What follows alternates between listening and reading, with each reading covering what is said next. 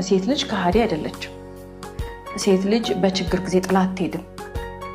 ሴት ልጅ አጣህ ብላ ቤት አታፈርስም። ሴት ልጅ ጓዳ ነው የምትሸፍነው። ነገሮችን ሽፍንፍን አርጋ ያንን የችግር ጊዜ ነው የምታልፈው። ይሄ ፈጣሪ የሰጣት ጥበብ ነው። አንዳንድ እህቶቻችን ግን ደካማ ሲሆኑ፣ ሰነፍ ሲሆኑ እንመለከታቸዋለን።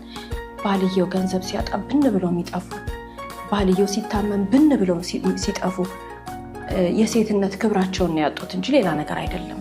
ማንንም አልጎዱም፣ ራሳቸውን ያጎዱት።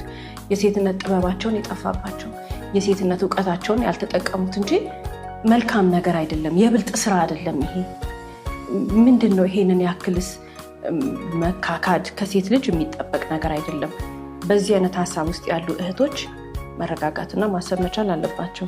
ገንዘብ ሲታጣ፣ ሲታመም ወይም ችግር ሲገጥመው ባልተጥሎ አይኬድም። የሴት ልጅ ባንዲራ አይደለም ይሄ፣ የሴት ልጅ መታወቂያ አይደለም ይሄ። ከሴት ልጅ ይሄ አይጠበቅም። ጠንካራ ናት ሴት።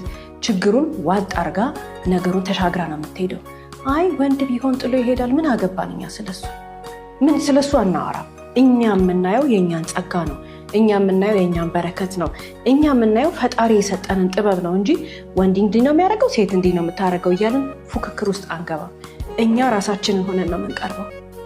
በፍጹም ሴት ልጅ እንደዚህ አይነት የረከሰ ተግባር ውስጥ መገኘት የለባትም።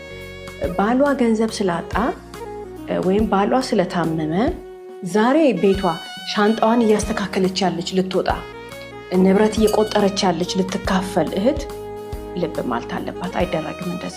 ከሴት ልጅ የሚጠበቅ ተግባር አይደለም።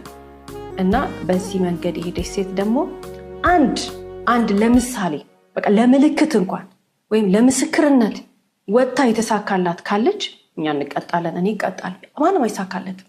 ነውር ነዋ። ፈጣሪ ለእንደዛ አይደለም የፈጠረን። እኛን አፈጣጠራ